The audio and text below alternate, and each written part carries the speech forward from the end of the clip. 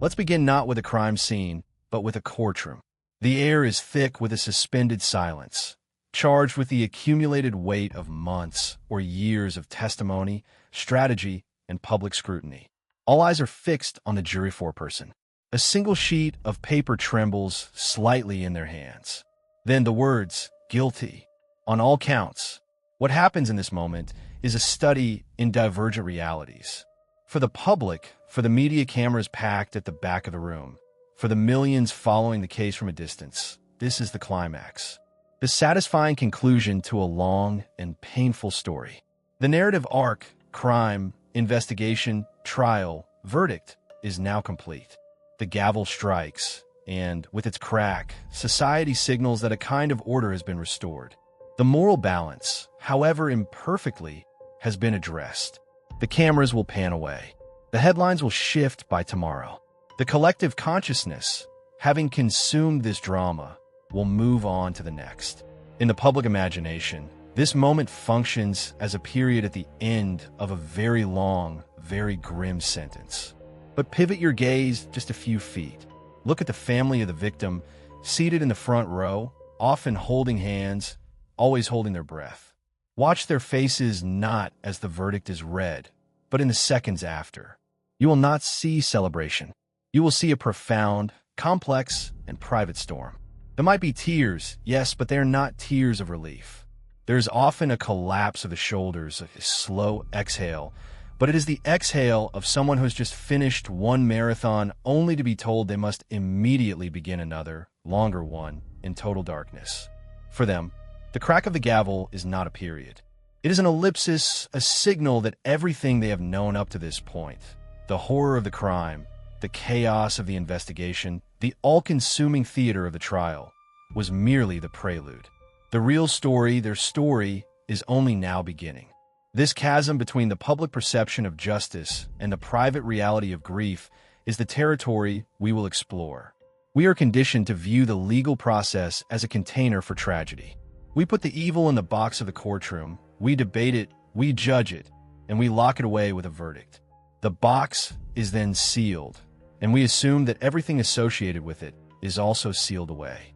But for the family, the tragedy was never contained within those wooden walls. It spilled the moment it occurred, soaking every facet of their past, present, and future. The trial didn't contain their loss. It temporarily organized it, gave it a schedule and a cast of characters. The verdict doesn't put a lid on their pain. It simply removes the structure that had, however painfully, been holding them upright. So, what is the verdict truly for those who have lost everything? It is a landmark, but a bleak one. It is a signpost on a road of grief that reads, "You have completed the formalities. The world's role here is done. What lies ahead is yours alone to walk." It is the moment they are handed a new, crushing duality, the weight of legal resolution in one hand, and in the other, the unbearable, feather-light emptiness of a permanent absence. The verdict answers who and what in the coldest, most factual terms. But it is silent, devastatingly silent, on the questions that now define their existence. How? How do I live now? How do I remember the past without drowning in it? How do I envision a future that they will never see? This is the central illusion we must dismantle, the conflation of justice with healing. The courtroom is designed to find facts and assign blame. It is a machine for accountability built on rules of evidence and procedure. The human heart operates on a different system entirely, one of memory, love, attachment, and meaning. A machine can declare a matter settled. A heart cannot. The heart continues its dialogue with the lost loved one. It replays memories on a loop. It visits gravesides and empty bedrooms. It wonders about the grandchildren that will never be born, the weddings that will never be attended, the simple, unremarkable Tuesday evening conversations that are now relics of a lost world. No verdict, however, just can adjudicate that ongoing relationship. No sentence passed by a judge can commute the life sentence of longing past on the family. This documentary is an attempt to follow them onto that solitary path. We will move beyond the verdict, beyond the headlines, and into the psychological aftermath that lasts for decades. We will examine the specific, often overlooked traumas, the way the trial itself can be a secondary assault, the unique hell of ambiguous loss when there is no body and no verdict, the paradoxical growth that forces a shattered identity to rebuild around the wound, and the way grief can splinter families from within. We will meet these enduring sorrows through the stories of families like Lacey Peterson's, who faced the world's expectation of closure, the Murdaugh family, who endured their loss being turned into a public spectacle, the family of Susan Powell, for whom no verdict was ever possible, and the parents of Sandy Hook, who channeled bottomless grief into a movement. This journey is not about revisiting crimes. It is about honoring a specific form of courage, the courage to endure the after. It is about mapping the anatomy of a grief that the justice system can acknowledge but cannot cure. We are stepping off the well-lit stage of the courtroom and into the long, quiet shadow it casts, a shadow in which victims' families must learn to live forever. The gavel's echo fades in the public square. But in the private hearts of those left behind, it is not an echo. It is the first deep note of a resonating chord that will never fully fade away, a permanent vibration in the foundation of a life, marking the precise moment the world ended and the rest of their lives began.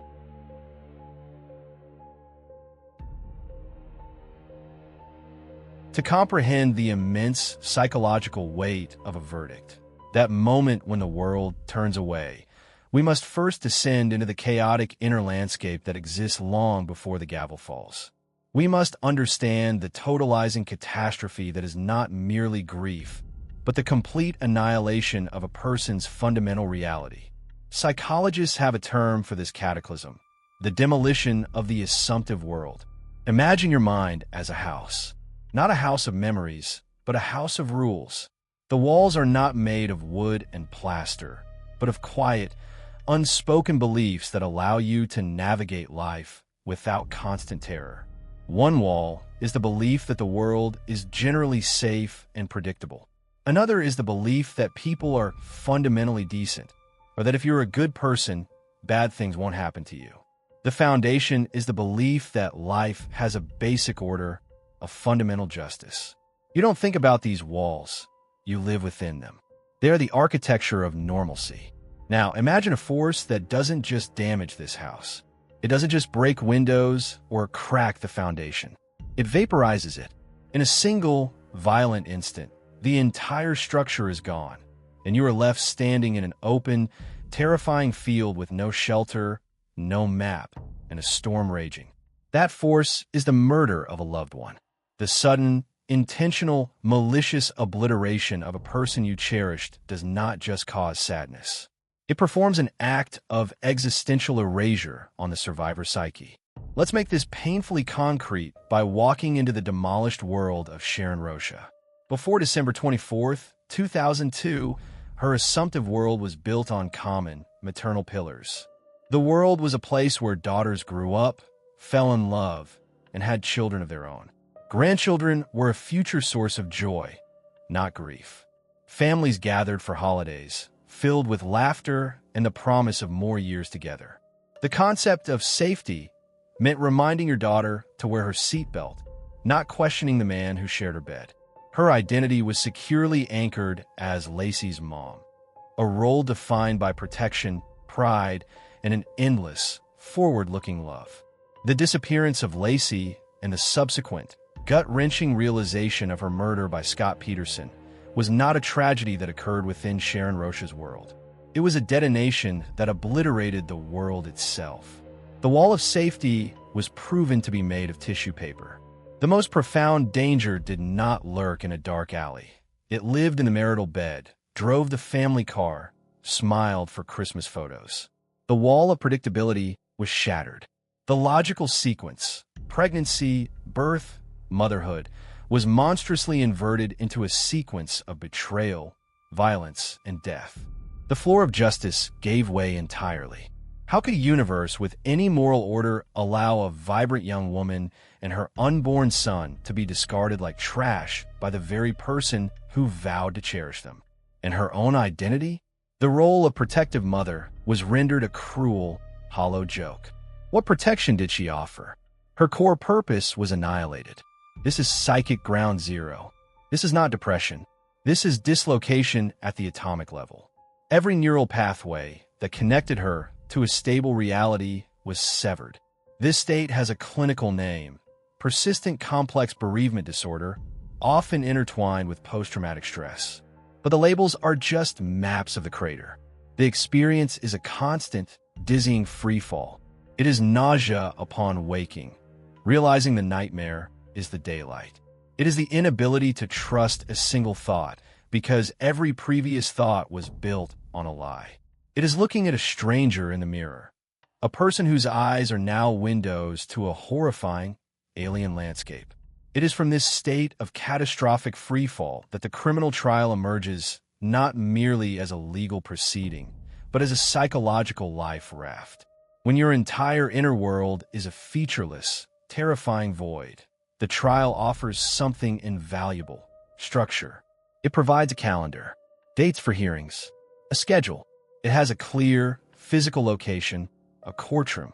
It has defined roles: judges, attorneys, defendants.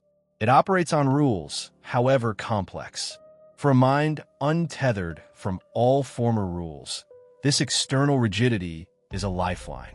More critically, the trial provides a sanctioned target for the tornado of otherwise directionless emotions. The rage, the confusion, the bottomless pain. These energies are too vast and chaotic to be held within a shattered self. They need a focus. The defendant in the dock becomes that focus. The trial legitimizes that focus. It channels the storm into a single, coherent narrative. This person did this. We must prove it. The system must hold them accountable.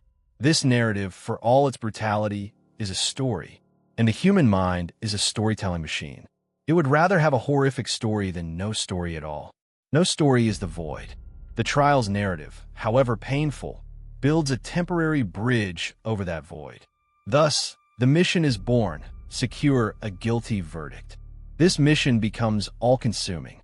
It gives purpose to the endless, aching days. It provides a reason to get out of bed when every other reason has been murdered. The family's entire psychic energy is funneled into this endeavor. They become scholars of forensic detail. They decode legal strategies. They sit for hours in a hard wooden bench, their bodies present in a room where their loved one's absence is the central, unspoken character. The trial becomes their ecosystem. Their community becomes other survivors, investigators, and prosecutors.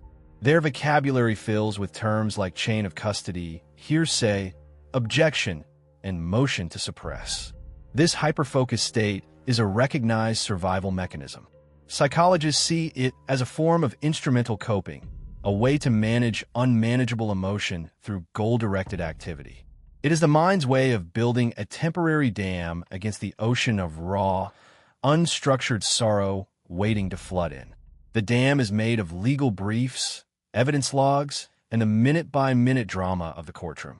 It holds back the waters of pure grief, the memory of a laugh, the scent of a perfume, the crushing reality of an empty chair at the dinner table, by giving the mind a massive, complex puzzle to solve instead. But this lifeline is conditional, is borrowed time. The structure, the mission, the target, the narrative, they're all temporary artifacts of the legal process. They exist for one purpose: to reach a verdict. The family, in their state of trauma, often doesn't realize they're clinging to a raft that is designed to dissolve upon reaching a certain shore.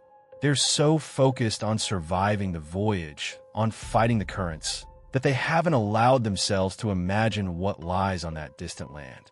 They assume that reaching it, achieving the verdict, will be a form of salvation. It will be solid ground.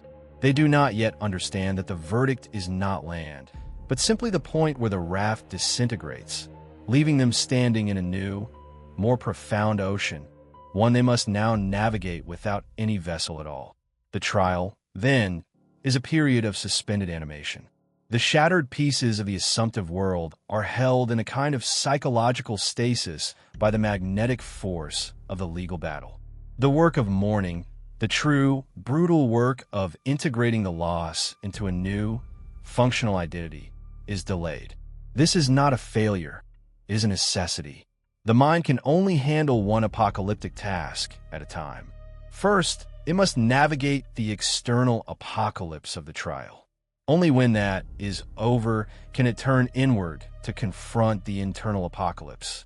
So, when we see a family like the Roches during the Peterson trial, we are not seeing people in the throes of grief.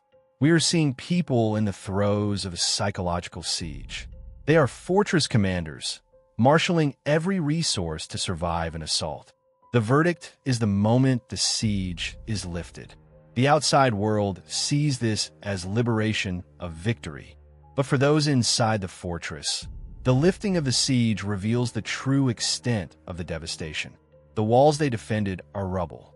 The landscape is scorched, and the long, lonely, and incomparably difficult task of rebuilding a life from ashes must now begin, without the unifying cause that gave the ruin a purpose.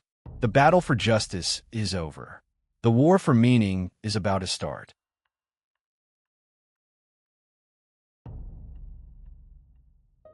Now we arrive at the pivotal mirage, the moment of the verdict itself and the dangerous cultural myth it perpetuates, the myth of closure. This is the grand, societal misunderstanding that inflicts a secondary layer of suffering upon the grieving. It is the expectation that a legal decision can, or should, conclude an emotional process. To dismantle this myth, we must follow the family from the structured siege of the trial into the stark, unstructured silence that follows the words guilty and witness the complex, often anticlimactic, psychological reality that truly unfolds. The public script is clear and satisfying. Act 1, the crime. Act 2, the investigation and trial. Act 3, the verdict. Curtain, applause. The story is neatly packaged. For the audience, the verdict provides narrative resolution. It answers the whodunit. It delivers moral comeuppance. It allows people to feel a sense of collective justice and then move on, their emotional investment repaid. This script is so ingrained that it is projected onto the family with tremendous force. Headlines scream, "Family finds closure as killer is convicted." Neighbors say, "Now you can finally put this behind you." There is an immense, unspoken pressure for the family to perform relief, to offer the world the satisfying emotional ending it craves. But inside the heart of a family member, the verdict triggers a profoundly different sequence. Let's return to Sharon Rocha in the moment after Scott Peterson's guilty verdict was read. The cameras captured her tears, which were instantly interpreted by the media as tears of relief. But if you study that moment, if you listen to her describe it in the years since, a different truth emerges. The verdict was not a release, it was a rupture. It was the sound of the final thread of a life raft snapping. Recall that for years, her entire psychological existence had been organized around the trial. It was her purpose, her structure, her defense against the formless void of grief. The verdict, in achieving that purpose, removed the structure. The dam built from legal briefs and court dates broke, and what rushed in was not calm water, but the full, chaotic tsunami of primary grief that had been strategically held at bay. The focused fury toward Scott Peterson did not disappear, but now had to share space with a million other agonies.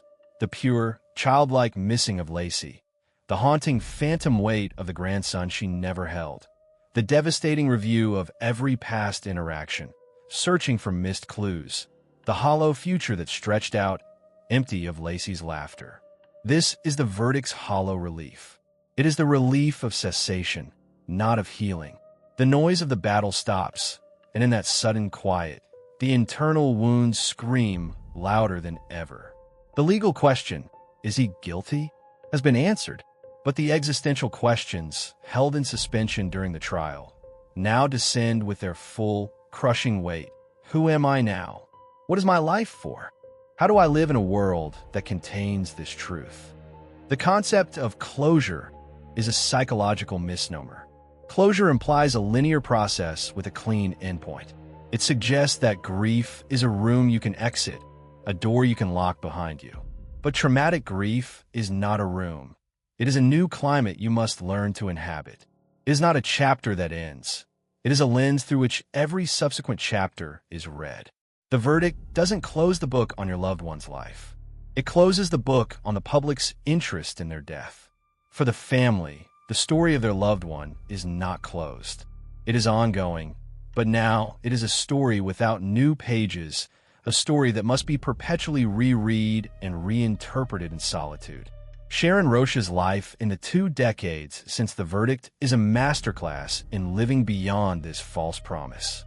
Observe her actions, which defy the very notion of closure.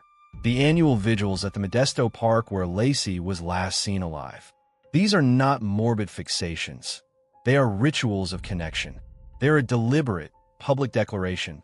She is still loved. She is still remembered. Her absence is still a present, active force in our world. This is the opposite of closing a door. It is propping it open, ensuring a space for her memory to breathe. Her advocacy work, speaking out about domestic violence and victims' rights, is not about moving on from Lacey. It is about embedding Lacey's story into the world as a protective talisman for others. She is weaving her daughter's memory into a narrative of warning and empowerment. Her book, For Lacey, is an act of preservation, a bulwark against time's erosion. She is not seeking an ending. She is fighting against the ultimate closure, oblivion. Psychologists frame this necessary, lifelong work as integrative grief or meaning reconstruction. These are clinical terms for the most arduous task a human can face. The slow, painful process of assimilating an unbearable, senseless reality into a continuing life.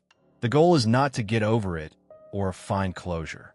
The goal is to find a way to carry the loss with you, to integrate it into your identity, without being crushed by its weight.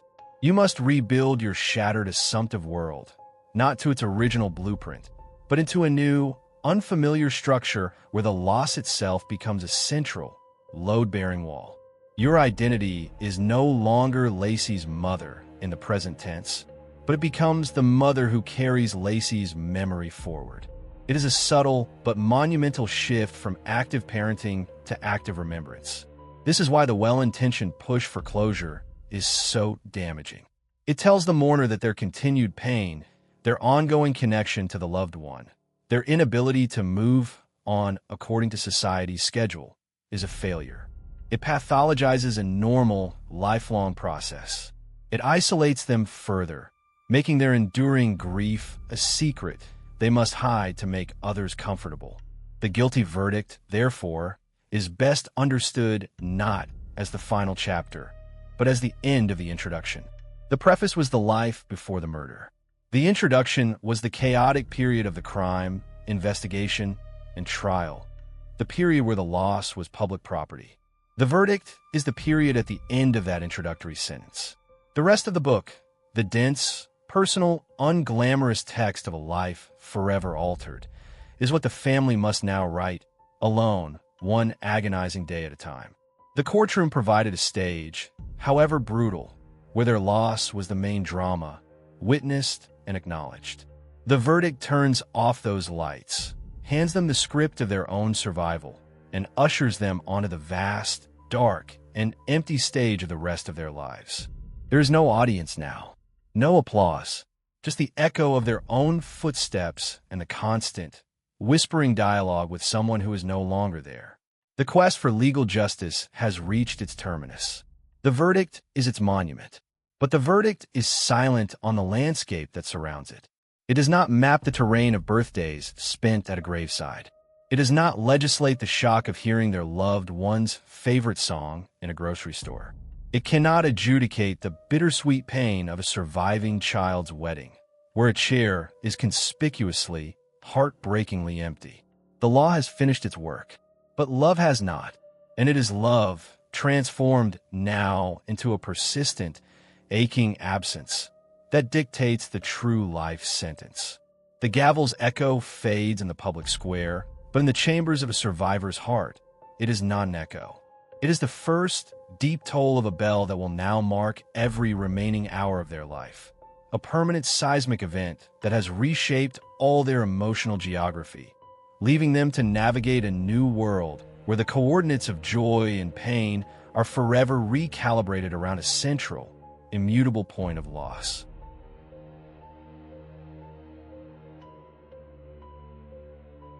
We have examined the inner demolition of a world and the hollow promise of a verdict that cannot rebuild it. Now, we must turn to a devastating paradox. The very institution designed to deliver justice, the criminal trial, often becomes a factory for a second, distinct form of trauma.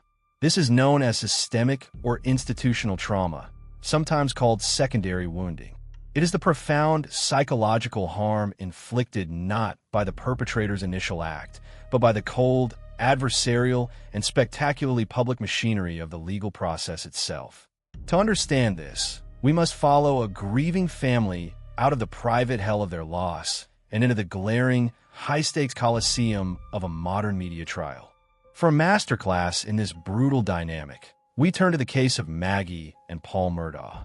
The murders of Maggie and Paul Murdaugh in June 2021 were, in themselves, a horrific familial catastrophe. But the ensuing trial of Alex Murdaugh was not merely a search for truth. It was a 6-week, nationally televised dissection of the family's implosion, a process that subjected the victim's loved ones to a relentless, ritualized psychological ordeal.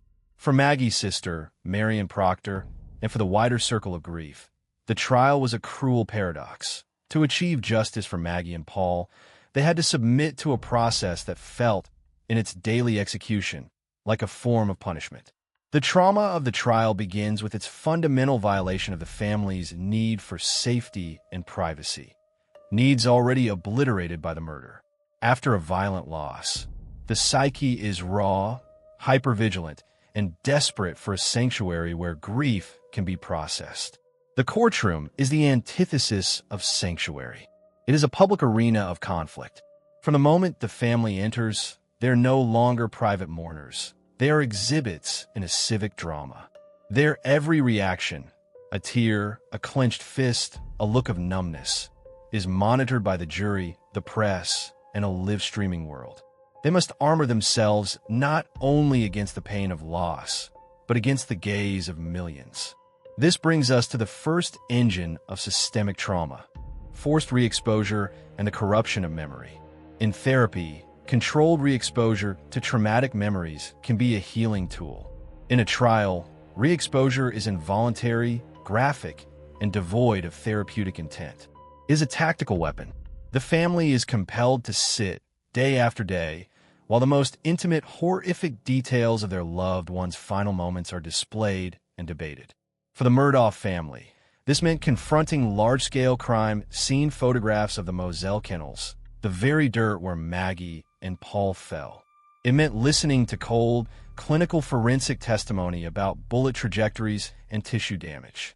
It meant hearing the 911 call, a recording of the first raw seconds of discovery, played as evidence. Most hauntingly, it meant the endless replay of the kennel video, a mundane snippet from Paul's phone that placed Alex at the scene minutes before the murders. For the prosecution, it was a digital smoking gun. For the family, that grainy clip was a torturous artifact.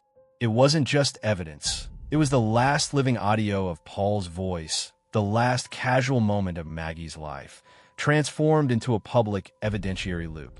Each replay performed a psychological violence. It forcibly fused their personal, loving memories of Maggie and Paul with the sterile, prosecutorial context of their deaths. The private memory was being overwritten by a public exhibit. The brain's natural protective mechanism, to soften the sharpest edges of a traumatic memory, was systematically thwarted by the court's demand for brutal, visual clarity. The second, perhaps more insidious, wound is the theft of narrative and the betrayal of memory. In the aftermath of murder, a family's psychological survival depends on meaning-making, constructing a coherent, bearable story of who their loved one was and why they were taken. This narrative is sacred. The adversarial trial system is designed to challenge all narratives.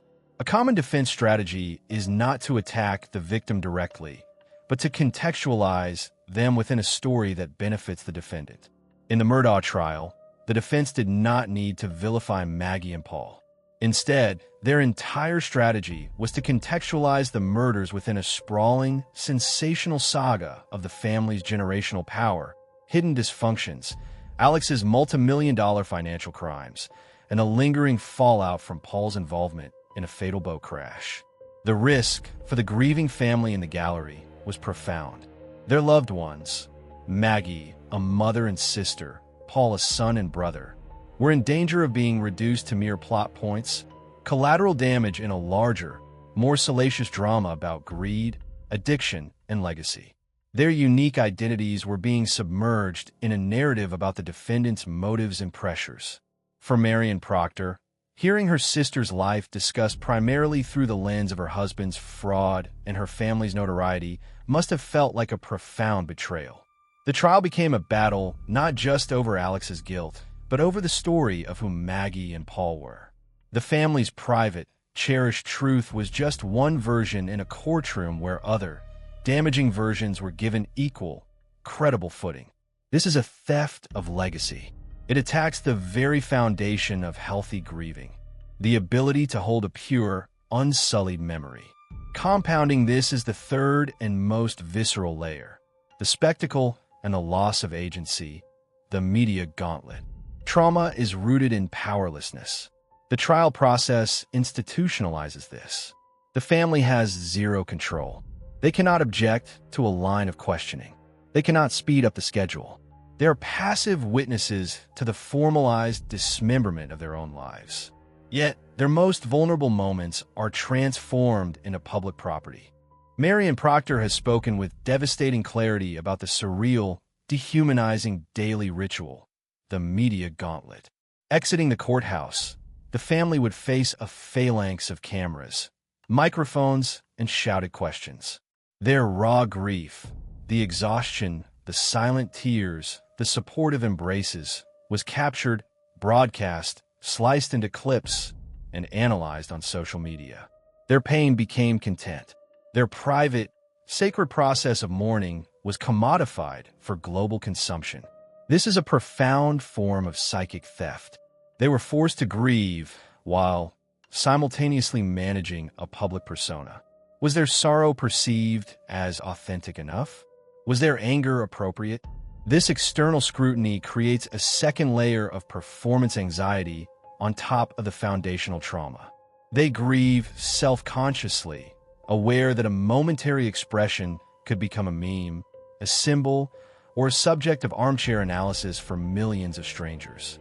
This systemic trauma creates an unbearable psychological bind, a true double bind. To achieve the societal good of a just verdict, to see the killer held accountable, the family must willingly submit to a process that feels, in its moment-to-moment reality, like a form of state-sanctioned torture. They are wounded first by the crime, and then, in the name of societal justice, they are asked to hold those wounds open for examination, probing, and debate by the state, the defense, and a watching world. Therefore, the guilty verdict in such a torturous trial brings a paradoxical relief. It is not the relief of closure or healing. It is the relief of cessation, the simple, stark ending of a sustained, sanctioned ordeal. When the jury foreperson read guilty in the Murdaugh trial, it ended the immediate, daily trauma of the courtroom. The re-exposure stopped. The gauntlet eventually dissipated. But the verdict could not erase the memory of the ordeal itself. It could not unhear the testimony, unsee the photographs, or reclaim the private, unobserved space of their grief.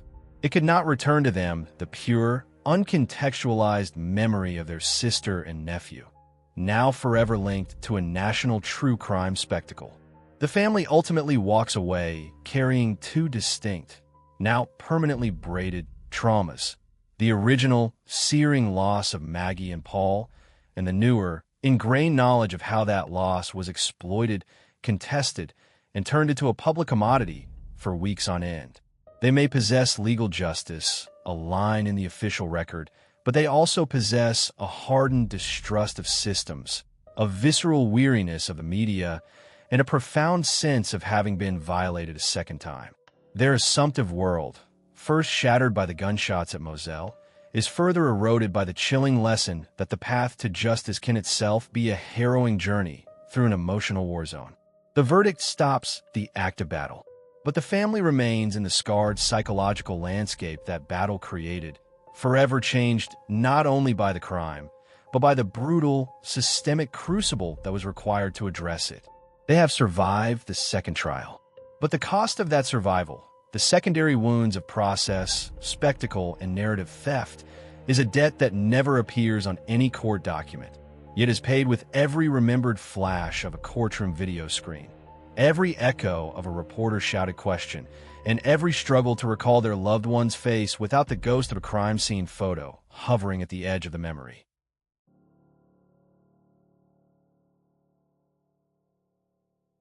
We have navigated the shattered world after a murder, confronted the false promise of a verdict, and endured the secondary crucible of the courtroom. Now, we must turn our gaze to a uniquely torturous dimension of loss, one where the verdict never comes at all. This is the psychological purgatory of ambiguous loss, a state defined not by the resolution of grief, but by its perpetual suspension. It is the excruciating condition of not knowing, of being denied the very facts that the justice system is built to provide. To understand this frozen state, we must walk alongside a family for whom the courtroom offered no answers, the grave provided no resting place, and the passage of time brought not healing, but a deepening of the mystery. Our guide into this limbo is the haunting, unresolved story of Susan Powell. The concept of ambiguous loss was pioneered by Dr. Pauline Boss. It occurs when a loss remains unclear, lacking verification or closure. In the context of violent crime, it most devastatingly manifests in two forms: when a loved one disappears and their fate is unknown, or when their body is never recovered. The person is physically absent, yet psychologically present, a haunting, unresolved presence that paralyzes the natural mourning process. Unlike the grief that follows a confirmed death, ambiguous loss freezes that process in its tracks. All the psychological tasks of grieving, accepting the reality of the loss, processing the pain, adjusting to a world without the person, are impossible to complete. How do you accept a reality that has no definitive shape? How do you adjust to an absence when a sliver of your mind must remain vigilantly open to the tormenting possibility of a return? The psyche is trapped in a state of chronic, mobilized anxiety. It is, as Dr. Boss describes, a form of frozen grief, where families are held in stasis, unable to move backward into the life they knew, and unable to move forward into any kind of peace. The disappearance of Susan Cox Powell from her Utah home on a cold December night in 2009 is a textbook case of this psychological imprisonment. From the outset, ambiguity was the only certainty. Her husband, Josh Powell, offered bizarre, shifting stories about taking their two young sons on a midnight camping trip in a snowstorm the night she vanished. His behavior was chillingly erratic, yet without a body, without a crime scene, and with his steadfast refusal to cooperate, law enforcement faced a maddening lack of forensic evidence. Susan was simply gone. Was she a victim? A runaway? Alive under duress? This foundational uncertainty is the bedrock of the family's torment. For her parents, Chuck and Judy Cox, the nightmare of ambiguous loss became their permanent state of being.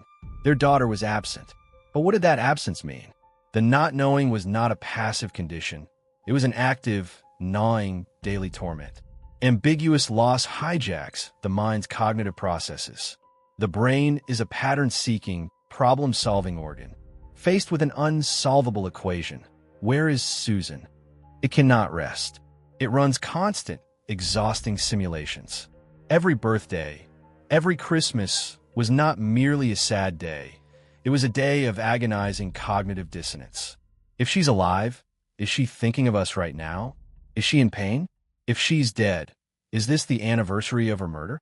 The mind bounces between hope and despair, unable to settle on either, because to commit to one narrative is to betray the other possibility. This constant, futile searching is cognitively and emotionally draining, a form of psychological torture that has measurable effects. Chronic stress, clinical anxiety, sleep disorders, and an inability to focus on the mundane tasks of living. This ambiguity also completely restructured the Cox family's identity and purpose. They were not afforded the role of grieving family in the traditional sense. That role requires a known outcome. Instead, they were forced to become full-time investigators, advocates, and legal warriors. Their grief could not be passive or introspective. It had to be operational, externalized. Chuck Cox, Susan's father, found himself doing the work of a private detective, analyzing Josh's inconsistent statements, public records, and the scant physical evidence. Judy Cox became a public face, pleading for information on national television. Their mission was not to secure a guilty verdict, but to secure any answer at all. This relentless pursuit is a classic, albeit exhausting, coping mechanism for ambiguous loss. The search for facts gives a temporary, desperate shape to the formless void. It provides a purpose, however grueling, to the purposeless suffering. But it is a purpose that allows no space for rest, for quiet mourning, or for the beginning of acceptance. The work of grief became their actual work, 24 hours a day. This operational grief extended into a brutal, parallel battle, the fight for Susan's sons. With Josh Powell the sole person of interest, the Coxes engaged in a protracted and ugly custody battle for their grandsons, Charlie and Braden. These boys were the last living links to Susan, precious hostages in a war of uncertainty. Every court hearing over visitation rights was a fresh wound, a confrontation with the man they believed had destroyed their daughter, fought over the children she loved. The family system was no longer organized around holiday traditions or shared memories, but around legal strategy, child psychologist evaluations, and the constant, looming threat of Josh Powell's influence. Then, in February 2012, the unthinkable secondary tragedy struck, compounding the ambiguity with an act of definitive, horrific violence. During a supervised visitation, Josh Powell lured Charlie and Braden into his rented home, locked out the social worker, attacked his sons with a hatchet, and ignited the house in a murder-suicide. In a single despicable act, Josh Powell not only murdered his children, but he also murdered the last possible sources of truth about their mother's fate.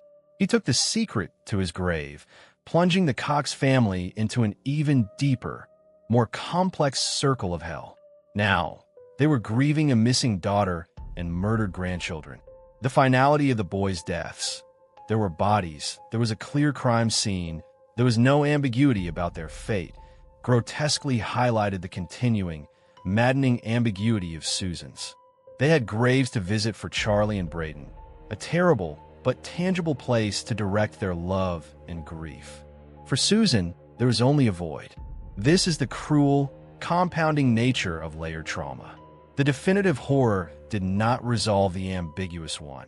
It magnified it, made its unresolved nature scream even louder. The family now had to navigate two entirely different, yet intertwined, types of grief.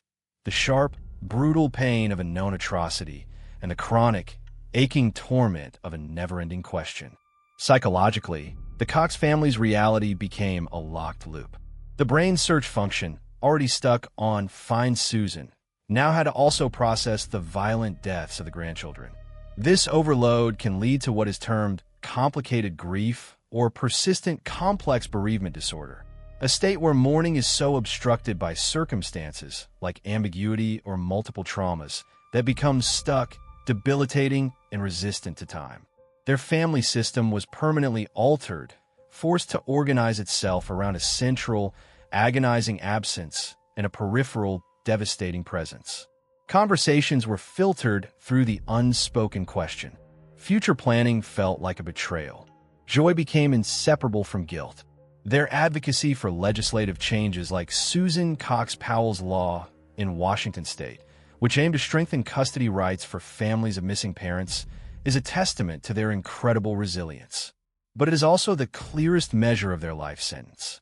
They have been forced to build meaning, to construct a purposeful life, on the foundation of an unresolved nightmare. Their advocacy is not a path out of grief, but a path carved through it.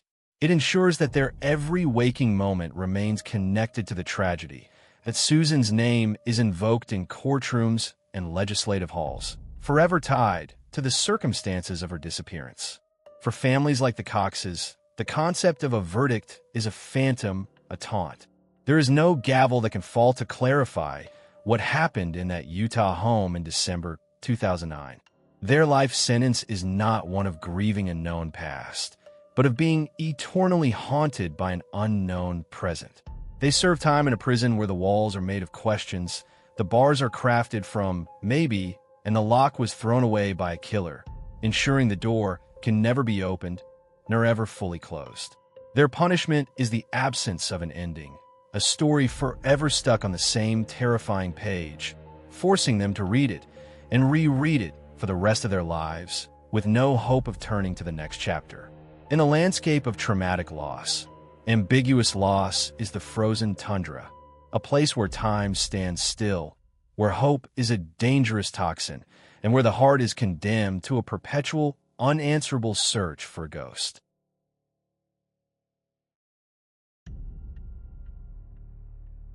We have traversed the frozen tundra of ambiguous loss, where grief has no end because the story itself has no ending. Now, we turn to a seemingly opposite, yet equally harrowing response to catastrophic loss. This is not a state of frozen stasis, but one of radical, painful transformation. It is a path where survivors do not just endure their trauma, but attempt to alchemize it into meaning, rebuilding their shattered selves around the very wound that almost destroyed them. Psychologists call this post-traumatic growth, but this term requires immediate, careful definition. This is not about finding the silver lining or suggesting the trauma was worth it. It is about the seismic, excruciating process of reconstructing a viable identity when the previous one has been annihilated. To witness this forging of a new self, we must confront one of the most devastating losses imaginable: the massacre at Sandy Hook Elementary School. On December 14, 2012, in Newtown, Connecticut, 21st grade children and 6 educators were murdered in their classrooms. The scale, the setting, the youth of the victims, it was an atrocity that attacked the most sacred of our assumptive worlds, the belief that children are safe in school. For parents like Mark and Jackie Barton, who lost their 7-year-old son Daniel, and Nicole Hockley, who lost her 6-year-old son Dylan, the devastation was absolute.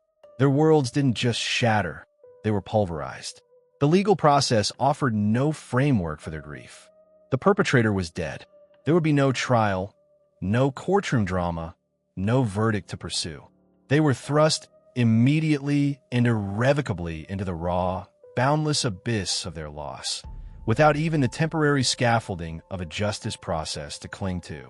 Faced with this void, some of the families made a conscious, agonizing choice.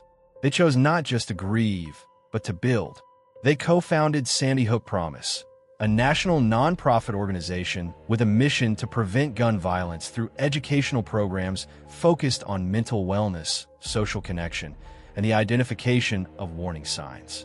This decision marks the entry into post-traumatic growth, a concept developed by psychologists Richard Tedeschi and Lawrence Calhoun. It is crucial to understand this not as the opposite of grief, but as a profound, often tortuous, evolution through it. Post-traumatic growth is not happiness. It is purpose forged in the hottest fire imaginable. Tedeschi and Calhoun outline 5 domains where this growth can manifest, and the journey of the Sandy Hook parents illuminates each with heartbreaking clarity. The first domain is the recognition of personal strength.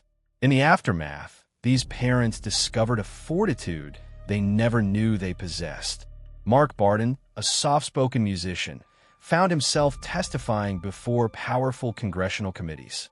Nicole Hockley, who describes herself as having been shy, became the managing director of a major advocacy organization, speaking to millions. This strength is not a gift.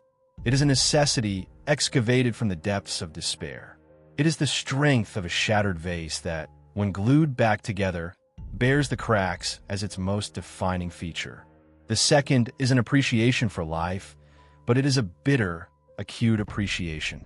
They do not take a single day for granted, but this awareness is inextricably linked to the knowledge of life's unbearable fragility. A sunset is beautiful, but it is a sunset their child will never see. This appreciation is forever tinged with the poison of absence. The third domain is the formation of deeper, more authentic relationships. The families of Sandy Hook formed bonds with each other that are both a lifeline and a reminder. They are part of a club no one wants to join, and within it, they find a level of understanding that is impossible with the outside world.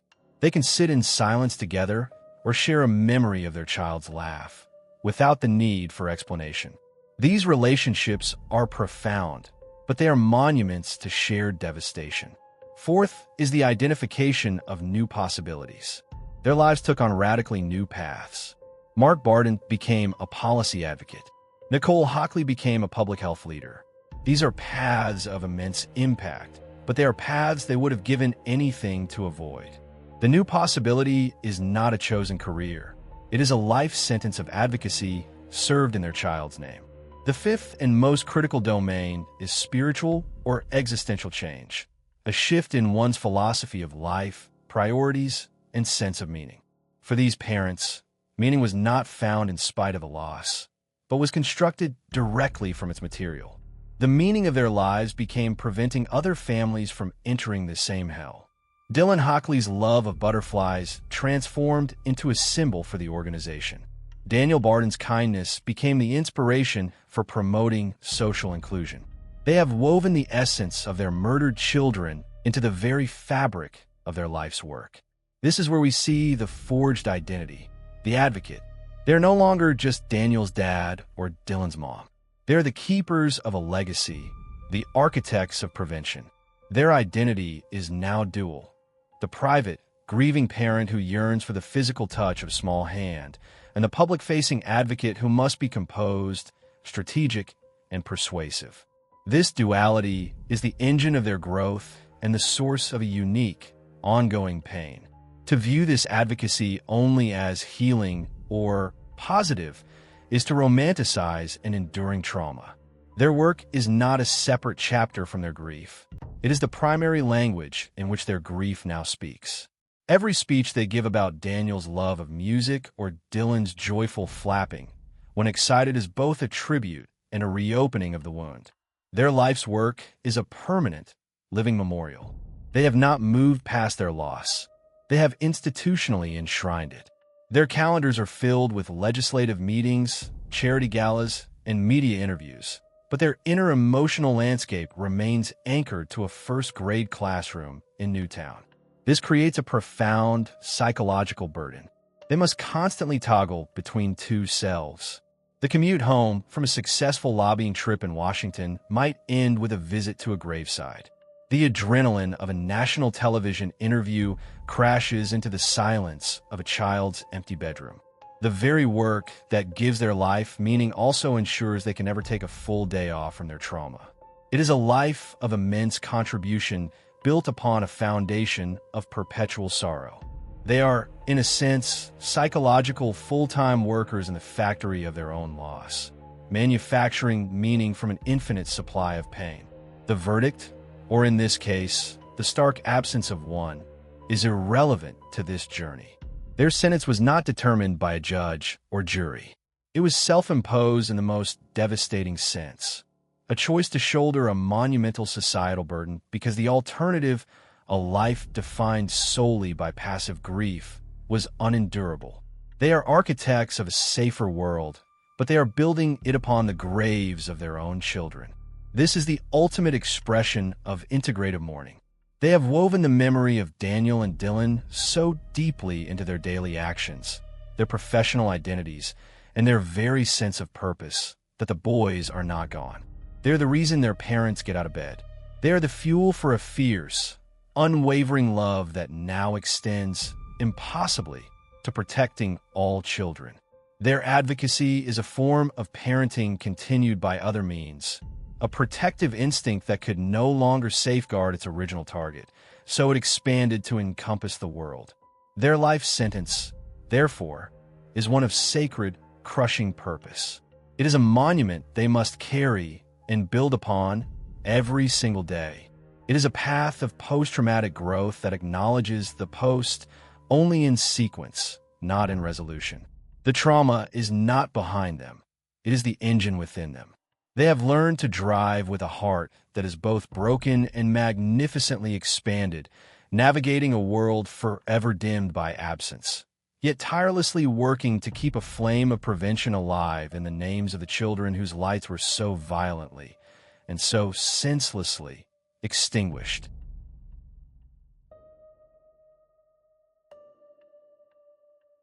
Our exploration has taken us through the internal demolition of self, the ordeal of the courtroom, the purgatory of the unknown, and the forging of new identity from profound loss.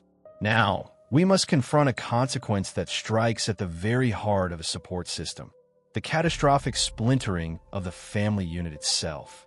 A murder is not a singular event that impacts individuals in isolation. It is a shockwave that rips through an entire family system, a complex network of relationships, shared history, unspoken roles, and communal identity. In the aftermath, under the unbearable pressures of public scrutiny, legal battles, and the sheer weight of grief, this system can fracture along its deepest fault lines. The verdict from the state does nothing to heal these rifts. It often intensifies them, cementing private, incompatible sorrows into public, immutable positions.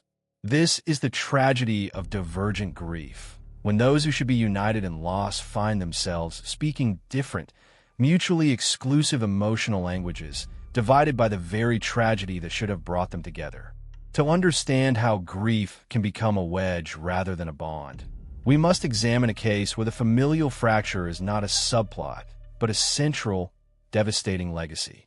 The aftermath of the Watts family murders presents a stark, painful masterclass in this dynamic. In August 2018, Chris Watts murdered his pregnant wife, Shannon, and their two young daughters, Bella and Celeste, in an act of profound betrayal that defies comprehension. His subsequent guilty plea and life sentence provided a swift, unambiguous legal closure. There was no trial to publicly dissect the evidence. The who and the what were settled with brutal efficiency. But this legal clarity became the backdrop for a deep, painful, and very public rupture between Shannon's family, the Rzuseks, and Chris Watts' own family. From a psychological standpoint, we are witnessing two family systems plunged into parallel, yet utterly incompatible universes of grief. Their experiences, though born from the same horrific events, are fundamentally irreconcilable. First, we have the Rzuseks. Their grief, in the eyes of society and the legal system, is straightforward and legitimized. They are mourning unambiguous, blameless victims, their beloved daughter and their beautiful granddaughters, brutally betrayed by the man who vowed to protect them. Their grief is direct, saturated with a primal rage toward the perpetrator, and intensely focused on preserving Shannon's memory as a devoted mother, a vibrant social media presence, an innocent life extinguished. Their narrative is one of good versus evil, of a loving family destroyed by a monster. This narrative, while agonizing, is socially supported. It receives empathy. It is the story the public understands and rallies behind. The Rzuseks' role is clear. They're the righteous mourners, the defenders of the victim's legacy. Their public statements, their interviews, their civil lawsuit, all are extensions of this singular, focused grief. They are, in a sense, archaeologically preserving the before of their family, fiercely protecting it from any narrative that might complicate or tarnish it. Then, we have the family of Chris Watts. They were thrust into a far more complex, stigmatized, and psychologically untenable position. They're experiencing what thanatologists call disenfranchised grief. This is grief that society does not acknowledge, validate, or permit. It is grief that must be hidden, silenced, or endured in shame. Why? Because they are not only grieving the murdered victims, their daughter-in-law and granddaughters, but they are simultaneously and impossibly grieving the perpetrator, their son, their brother, who is still alive but now a convicted monster and the architect of all this pain. Their grief is a tangled knot of conflicting emotions. They likely cycle through disbelief, horror, shame, and a biologically ingrained, tortured love for the person Chris was before the murders. A parent's love for a child is not a switch that can be flipped off, even in the face of unspeakable acts. This creates a profound cognitive and emotional dissonance. How do you reconcile the baby you raised, the boy you taught to ride a bike, with the man who smothered his own daughters? Their expressions of grief became socially unacceptable. Public statements from the Watts family that seemed to minimize Chris's agency, letters written to him in prison, or attempts to understand his psychology through explanations of his mental state, were perceived by the Rzuseks and the watching world as a profound betrayal. It felt like a denial of Shannon's victimhood and a vicarious justification of her murder. To the public, any expression of continued love or connection to Chris was seen as condoning evil. The Watts family was, in a sense, grieving a ghost, the son they thought they knew, who was now psychologically dead, replaced by a stranger they're biologically wired to love, but morally and socially compelled to condemn. Their loss is doubled and disenfranchised. They lost the son they knew, and they lost the right to publicly mourn that loss. They're trapped in a narrative that offers them no role but that of the monster's family, complicit by association. This divergence creates an unbridgeable chasm. The two families are speaking different, mutually exclusive emotional languages. The Rzuseks' psychological survival depends on vilifying Chris to make sense of the horror. They need a clear monster to contain the evil. The Watts family's psychological reality is mired in a painful, stigmatized attachment to that same monster. The Rzuseks need to hear condemnation. The Watts family, whether they admit it or not, might harbor a need for some thread of understanding or explanation. The single, clean legal verdict of guilty could not bridge this chasm. Instead, it became the immovable line in the sand, forcing each side to define their loyalty and their narrative in stark opposition to the other. This fracture represents a secondary family annihilation. The crime physically killed 4 people, but the aftermath of grief killed the larger, extended familial bond. What remains are 2 isolated islands of suffering, each viewing the other with a mixture of incomprehension, bitterness, and profound hurt. The Rzuseks cannot fathom how Chris's family could utter his name without utter contempt. The Watts family cannot navigate how to mourn both their lost son and the victims he created, all while being globally vilified and denied any space for their own complicated sorrow. The justice system, focused on the binary of guilt and innocence, is utterly unequipped to address this familial civil war. It can assign legal blame, but it cannot mediate the broken relationships left in its wake. In fact, the finality of the verdict often deepens the rift, making each family's position more entrenched. There is no therapeutic intervention, no facilitated dialogue, no societal mechanism to help these families navigate their divergent grief. They're left in a frozen conflict where every holiday, every anniversary is not only a reminder of the murders, but also a renewal of the alienation from the other side of the family. For these families, the life sentence extends beyond individual pain to include the loss of each other, of shared holidays with grandchildren who are now gone, of potential mutual support, of a united front in memory of the victims. They are sentenced to grieve not only their murdered loved ones, but also the living family members from whom they are now eternally, irrevocably estranged. The mirror of the family, which once reflected a shared history, is now shattered. Each side holds a fragment, reflecting back only a partial, distorted, and painful image of the whole, a constant reminder that some fractures are too deep and some losses too complex for even the broad concept of justice to ever repair.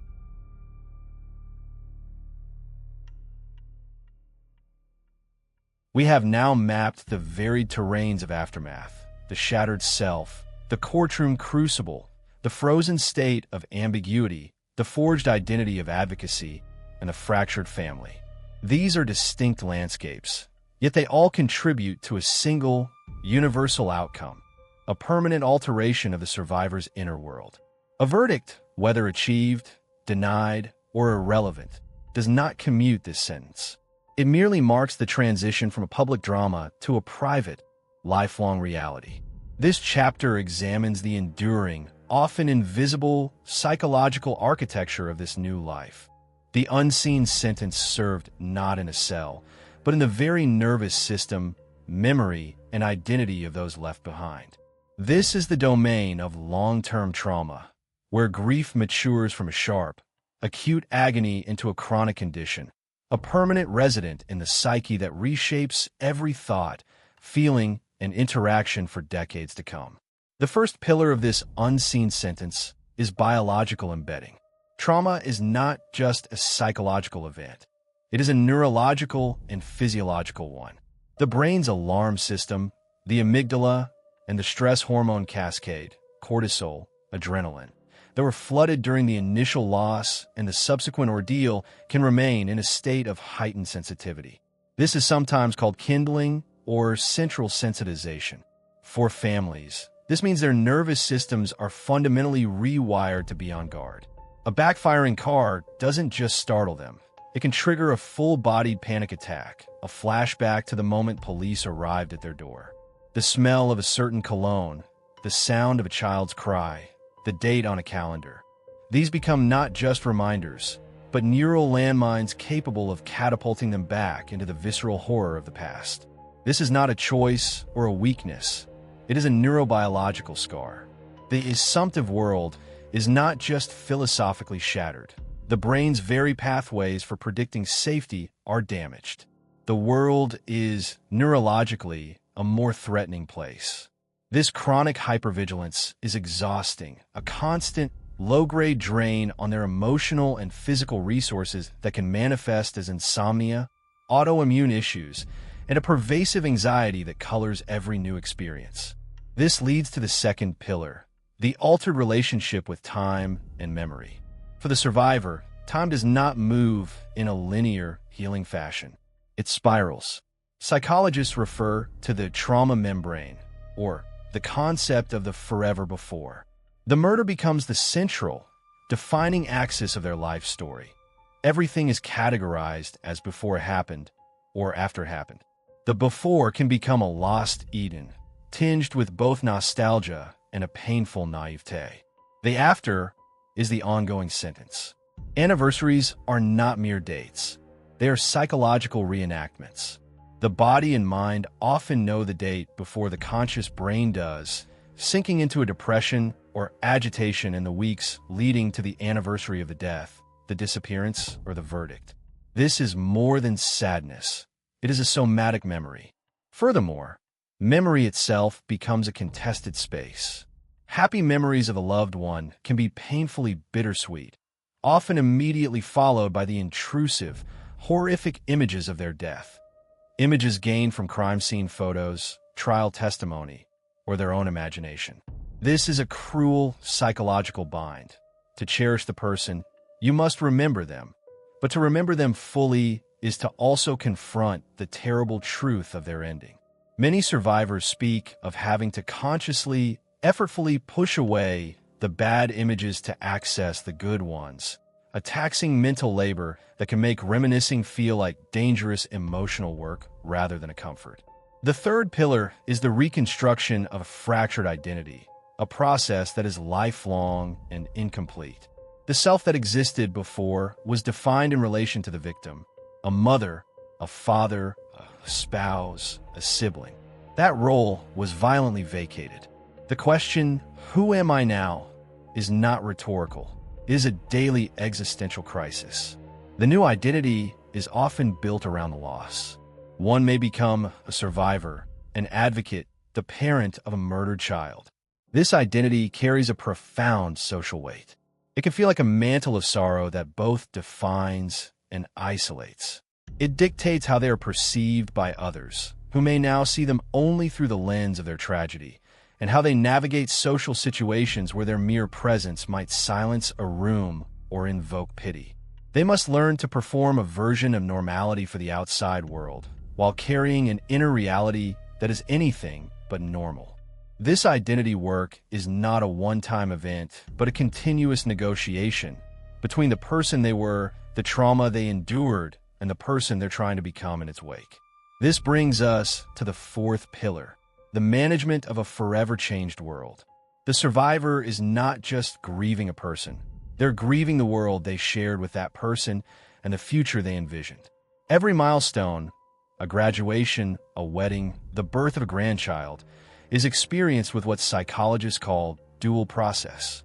There is joy, yes, but is woven through with the poignant, piercing thread of absence. A surviving sibling getting married feels the empty space where their brother should have been the best man. A grandparent holding a new baby feels the crushing weight of the grandchild who was murdered. Happiness becomes complex, layered with guilt. Am I allowed to feel this? And a deep, somatic sense of incompleteness. The world is not just sadder. It is structurally different, full of triggers and absences that the uninitiated cannot perceive. How do families serve this unseen sentence? They develop rituals, not for closure, but for continued bonds. Sharon Roche's vigils for Lacey. The Cox family's relentless advocacy for Susan. The Sandy Hook parents' work in their children's names. These are not signs of being stuck. They are sophisticated adaptations. They are ways of keeping the loved one psychologically present, of integrating them into ongoing life, of saying, "You are still part of my story, and I will carry you forward actively, not just as a passive wound." They may create foundations, speak publicly, or simply visit a grave every Sunday. These rituals provide a scaffolding of meaning in a life that could otherwise collapse under the weight of senselessness. Finally, there is the pillar of endurance versus recovery. Society expects recovery, a return to a previous state of functioning. But from catastrophic loss, there is no return. There is only endurance, adaptation, and integration. The goal is not to get over it, but to learn to carry it. The grief does not shrink over time. Rather, as one mourner famously described, the life around it grows larger. The burden doesn't get lighter. The survivor builds a stronger container for it. This is hard-won wisdom, paid for with years of pain. The unseen sentence, therefore, is this: to live with a self, a nervous system, and a world that have been irrevocably altered.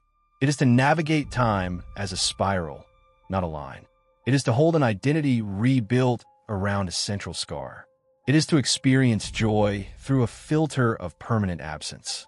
The legal system, with its verdicts and life sentences, operates in the realm of facts and time served.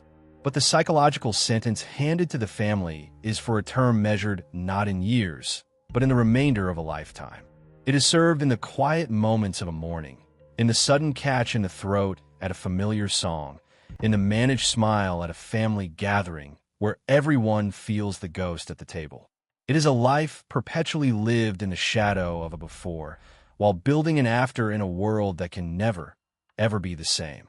This is the true, lifelong cost that no courtroom can quantify and no verdict can ever adjudicate.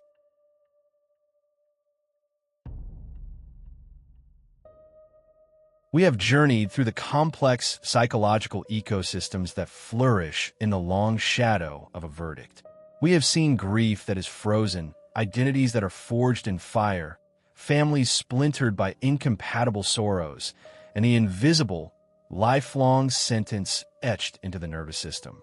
Now, we must confront the overarching, sobering truth that has emerged from each of these landscapes. The profound and inherent gap between legal justice and psychological resolution. These are not 2 points on the same continuum. They're different languages operating in different realms, serving different masters. To mistake one for the other is to misunderstand the fundamental nature of both trauma and law. This chapter synthesizes our exploration to examine why the courtroom, however necessary, is structurally incapable of delivering what the human heart most desperately needs in the wake of annihilation. The first and most fundamental divergence lies in their primary purpose and language. The criminal justice system is a societal instrument. Its purpose is to establish facts, assign blame, assert societal norms, and impose punishment to uphold public order and safety.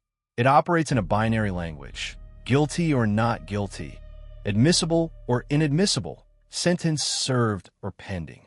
It deals in evidence, procedure, and precedent. Its currency is accountability, not healing. Its endpoint is a verdict, a discrete event that closes a case file. Psychological resolution, in contrast, is an internal, individual process. Its purpose is the reintegration of a shattered self and the reconstruction of a viable life. It operates in the non-binary language of emotion, meaning, memory, and identity.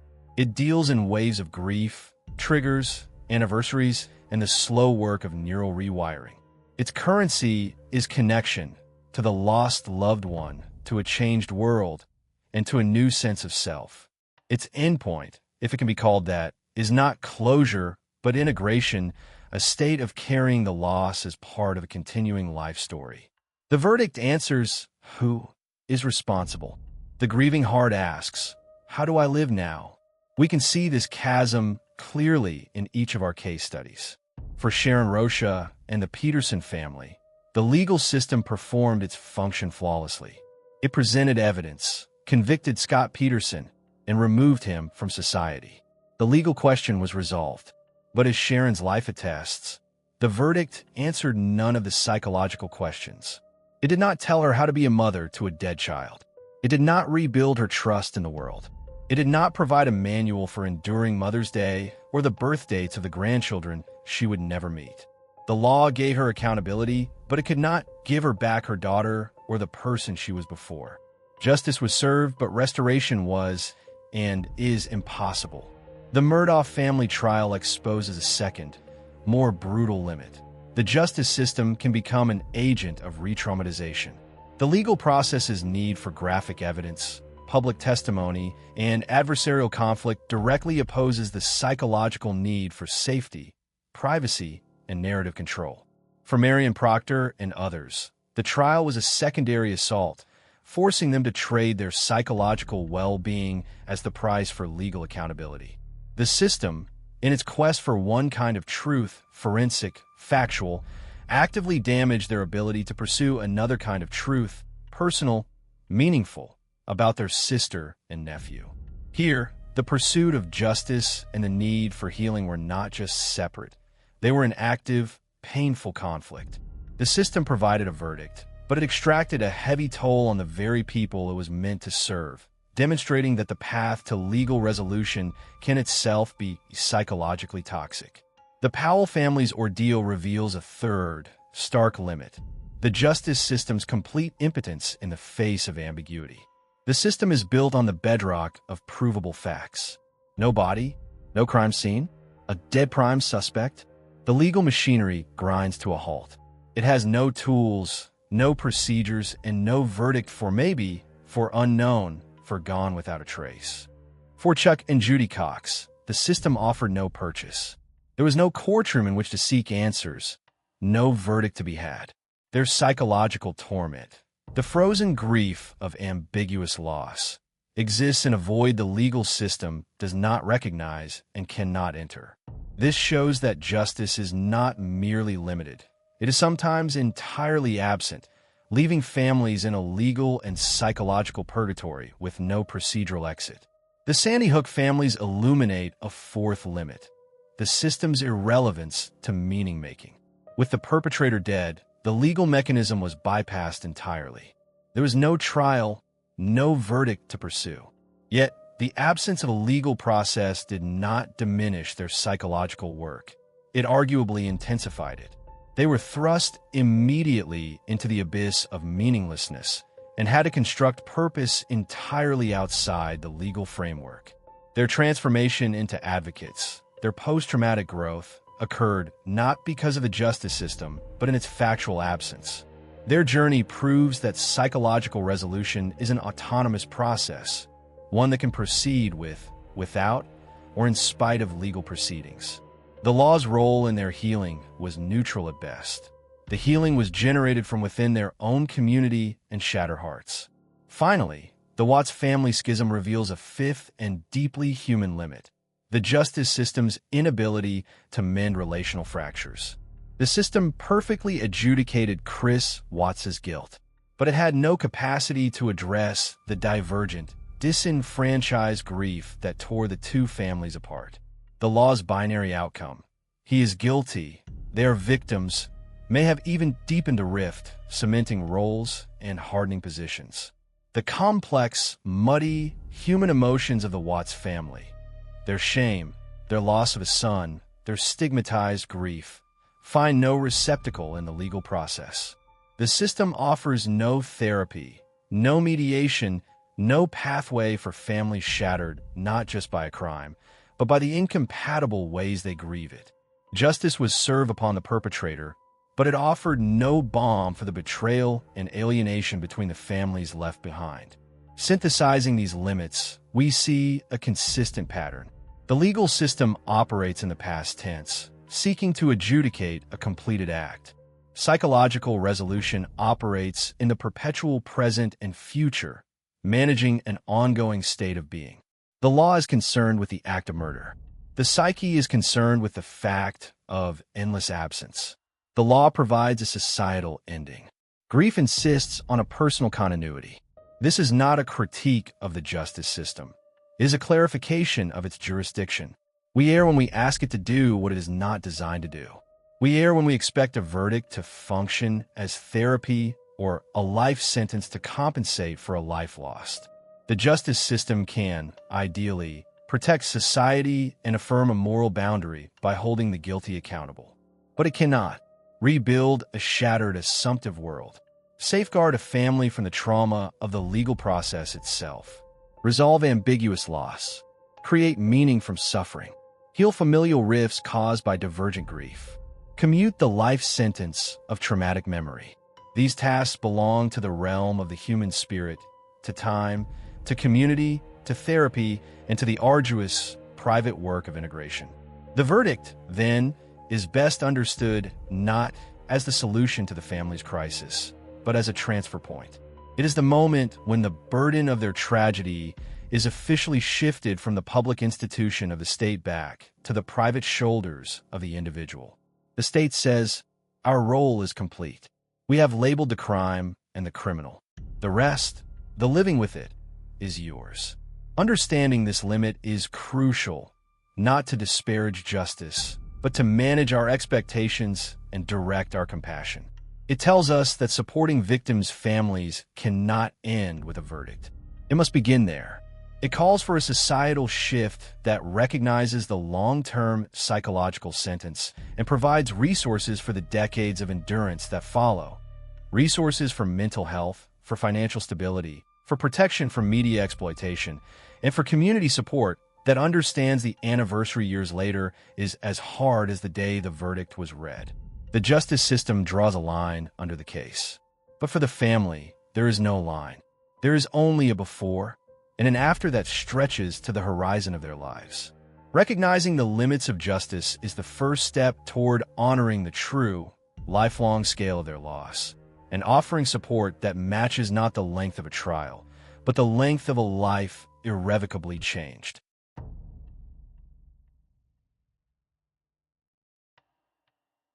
We have journeyed through the complex psychological ecosystems that flourish in the long shadow of a verdict.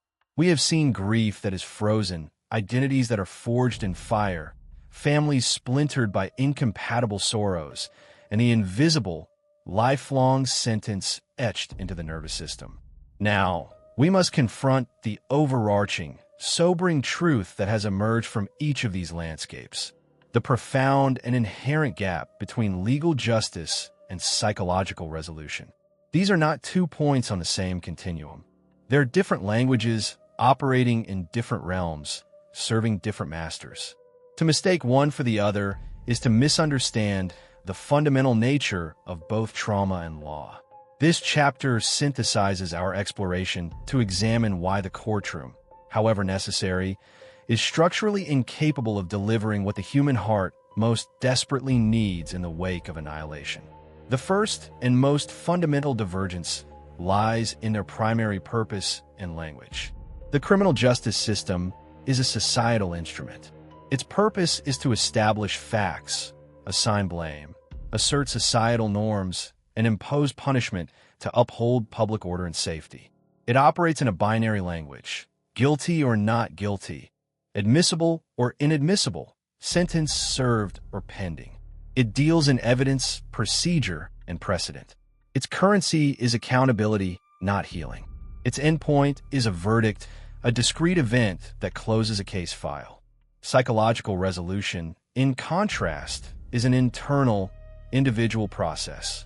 Its purpose is the reintegration of a shattered self and the reconstruction of a viable life. It operates in the non-binary language of emotion, meaning, memory, and identity. It deals in waves of grief, triggers, anniversaries, and the slow work of neural rewiring. Its currency is connection to the lost loved one, to a changed world, and to a new sense of self.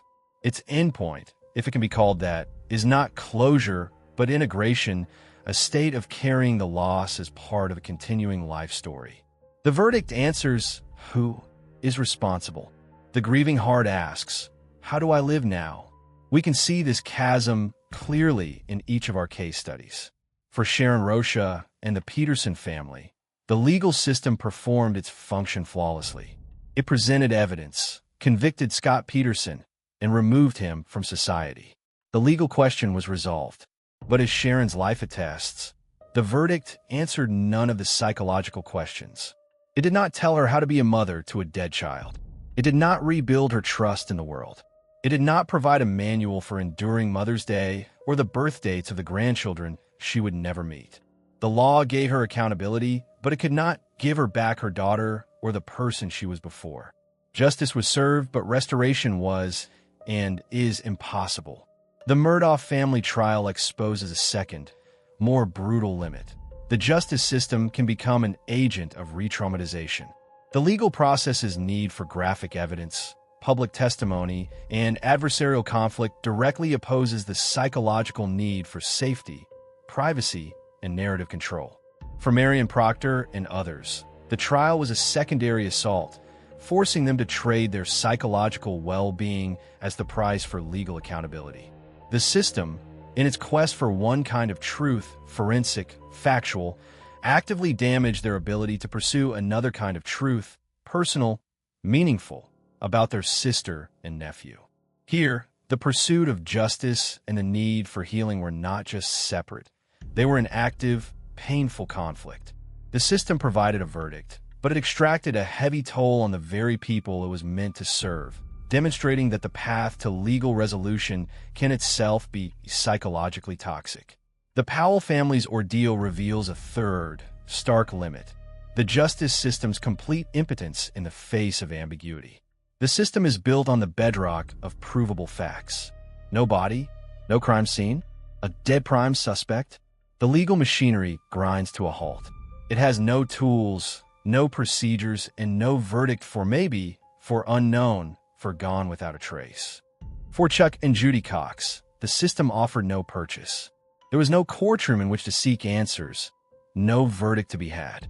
Their psychological torment, the frozen grief of ambiguous loss, exists in a void the legal system does not recognize and cannot enter. This shows that justice is not merely limited. It is sometimes entirely absent, leaving families in a legal and psychological purgatory with no procedural exit. The Sandy Hook families illuminate a fourth limit: the system's irrelevance to meaning-making. With the perpetrator dead, the legal mechanism was bypassed entirely. There was no trial, no verdict to pursue. Yet, the absence of a legal process did not diminish their psychological work. it arguably intensified it. They were thrust immediately into the abyss of meaninglessness and had to construct purpose entirely outside the legal framework. Their transformation into advocates, their post-traumatic growth, occurred not because of the justice system, but in its factual absence. Their journey proves that psychological resolution is an autonomous process, one that can proceed with, without, or in spite of legal proceedings. The law's role in their healing was neutral at best. The healing was generated from within their own community and shattered hearts. Finally, the Watts family schism reveals a fifth and deeply human limit: the justice system's inability to mend relational fractures. The system perfectly adjudicated Chris Watts' guilt, but it had no capacity to address the divergent, disenfranchised grief that tore the two families apart. The law's binary outcome, he is guilty, they are victims, may have even deepened a rift, cementing roles and hardening positions. The complex, muddy, human emotions of the Watts family, their shame, their loss of a son, their stigmatized grief, find no receptacle in the legal process. The system offers no therapy, no mediation, no pathway for families shattered not just by a crime, but by the incompatible ways they grieve it. Justice was served upon the perpetrator, but it offered no balm for the betrayal and alienation between the families left behind. Synthesizing these limits, we see a consistent pattern. The legal system operates in the past tense, seeking to adjudicate a completed act. Psychological resolution operates in the perpetual present and future, managing an ongoing state of being. The law is concerned with the act of murder.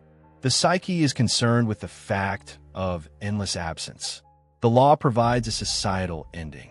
Grief insists on a personal continuity. This is not a critique of the justice system. It is a clarification of its jurisdiction. We err when we ask it to do what it is not designed to do. We err when we expect a verdict to function as therapy or a life sentence to compensate for a life lost. The justice system can, ideally, protect society and affirm a moral boundary by holding the guilty accountable.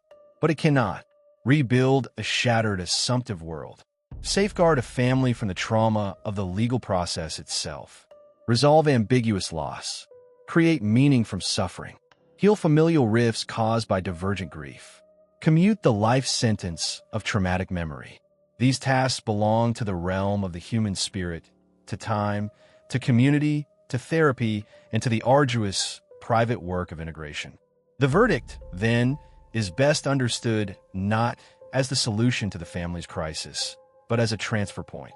It is the moment when the burden of their tragedy is officially shifted from the public institution of the state back to the private shoulders of the individual.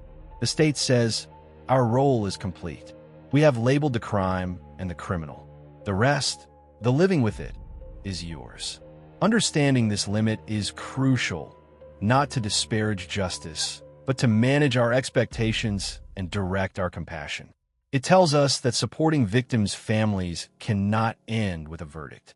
It must begin there. It calls for a societal shift that recognizes the long-term psychological sentence and provides resources for the decades of endurance that follow. Resources for mental health, for financial stability, for protection from media exploitation, and for community support that understands the anniversary years later is as hard as the day the verdict was read. The justice system draws a line under the case. But for the family, there is no line. There is only a before and an after that stretches to the horizon of their lives. Recognizing the limits of justice is the first step toward honoring the true, lifelong scale of their loss, and offering support that matches not the length of a trial, but the length of a life irrevocably changed.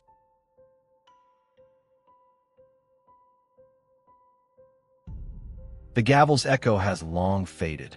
The courtroom is empty. The public's attention has turned.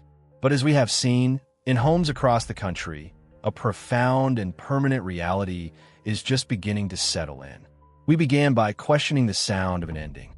We end by understanding it was always the sound of a beginning, the beginning of a life sentence served not behind bars, but behind the eyes of those left behind. This documentary has not been about the crimes, nor the criminals, nor the legal intricacies. It has been about the Shadowlands, the territory beyond the verdict. We have walked with families through the demolition of their world, through the secondary hell of the justice process itself, through the frozen agony of not knowing, through the forge of advocacy, and through the splintering of family bonds. We have seen that the legal system, for all its necessary power, operates in a separate dimension from the human heart. It can deliver accountability, but it cannot deliver peace. It can provide a verdict, but it cannot provide a future unhaunted by the past. The consistent, chilling lesson is that justice and healing are not the same thing. One is a public event. The other is a private, lifelong process. One concerns itself with facts. The other wrestles with meaning. We, as a society, must learn to distinguish between the two. We must stop expecting verdicts to provide closure for families, for that expectation is a cruelty. It places upon them the burden of satisfying our desire for a neat ending to a story that, for them, will never end. So, what is required of us? If we truly see the dimensions of this life sentence, what is our responsibility? First, it requires a shift in narrative. We must change the stories we tell about crime and its aftermath. Our media, our conversations, our collective understanding must make space for the long tale of grief. The headline should not be "Family Finds Closure at Verdict." It should be "Family Begins Lifelong Journey of Grief After Verdict." We must normalize the truth that severe grief is not an illness to be cured, but a condition to be endured and integrated. Second, it requires a lengthening of compassion. Our support cannot mirror the news cycle. It must be calibrated to the scale of a lifetime. Checking in on the first anniversary is kind. Checking in on the 10th, the 20th is profound. Remembering the victim's name, speaking it aloud to the family, acknowledging that their absence is ongoing. These are acts of witness that affirm the family's reality against a world that wants to forget. Third, it demands systemic advocacy. We must advocate for systems that recognize this life sentence. This includes sustained, long-term mental health funding for victims' families, not just crisis counseling. Legal protections from media harassment and sensationalism during trials. Resources for families experiencing ambiguous loss who currently fall through every crack in the system. Understanding in workplaces, schools, and communities that traumatic grief is a permanent disability that requires ongoing accommodation. Finally, and most importantly, it requires humble witness. We must learn to listen without prescribing, to be present without demanding progress, to acknowledge the pain without trying to fix it. We must grant these families the dignity of their endless sentence. We must see their continued grief not as a failure to heal, but as a testament to the depth of their love. The families we have met, the Roches, the Murdaughs, the Coxes, the Bardens and Hockleys, the Razuseks, they are not just survivors of crime. They are explorers of the most desolate human terrain. They are cartographers of a grief that has no map. They are serving a sentence that we, on the outside, can barely comprehend. As this documentary concludes, we are not leaving them behind. We are being asked to turn around and look at the world they now inhabit. We are being asked to see the life sentence of the living, to see Sharon Roche's vigils, Chuck Cox's search, Nicole Hockley's advocacy, Marion Proctor's endured spectacle, and the Razuseks' isolation, not as footnotes to a true crime story, but as the main event, the courageous, daily act of building a life upon the ruins of annihilation. The verdict is in. The case is closed. But for them, the real trial, the trial of endurance, of memory, of love in the face of utter loss, is in permanent session. Our role is not to be the jury. Our role is to be witnesses, to see them, to remember their loved ones, and to understand that long after the courtroom empties, the true sentence is just beginning. If this journey beyond the verdict has changed your perspective, let that awareness lead to action. Here's what you can do. First, engage with true crime more consciously. Seek out and support content, like this channel, that focuses on the human cost and psychological truth, not just the spectacle. Second, Practice sustained remembrance. When a case moves you, remember the victim's name. A simple act of witness, like noting an anniversary, fights the cruel silence that follows the headlines. Third, support the long haul. True justice means supporting victims' families for a lifetime, not just the duration of a trial. Advocate for lasting mental health resources in your community. For this community right now, subscribe and hit the bell to join us as we continue exploring these difficult truths. In the comments, we invite a different discussion. Share your reflections on the life sentence of grief or respectfully honor a victim's name. Carry this perspective with you. Let it deepen your empathy and silence the question. Have you found closure? The families in these stories cannot escape their sentence, but we can choose to see them, remember their loved ones, and reshape a culture that too often looks away when the gavel falls.